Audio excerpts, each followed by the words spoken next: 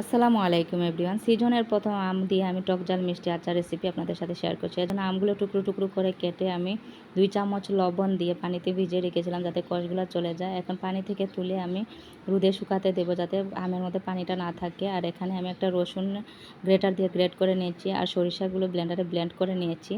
একটা হাঁড়িতে এখন 250 গ্রাম তেল দিয়ে তেজপাতা আর মরিচটা একটু ভেজে এর মধ্যে রসুন পেস্টটা একটু ভেজে এর মধ্যে দিয়ে দিচ্ছি মিষ্টি জিরা আর দিয়ে দিচ্ছি কালো জিরা একটু ভেজে এর মধ্যে দিয়ে দিচ্ছি ব্লেন্ডার করা 2 চামচ সরিষা দিয়ে নাড়াচাড়া করে এর মধ্যে আমের ফালিগুলা দিয়ে দিয়ে দিচ্ছি 1 চামচ লবণ, 1 চামচ মরিচের গুঁড়া, অল্প পরিমাণ হলুদের গুঁড়া, অল্প পরিমাণ পাঁচফোড়ন আর অল্প পরিমাণ গরম মশলার গুঁড়া দিয়ে নাড়াচাড়া করে কালার চেঞ্জ হয়ে গেলে এখানে 1 কাপ পরিমাণ চিনি দিয়ে দিচ্ছি মিষ্টির জন্য, দিয়ে আর একটু নাড়াচাড়া করব।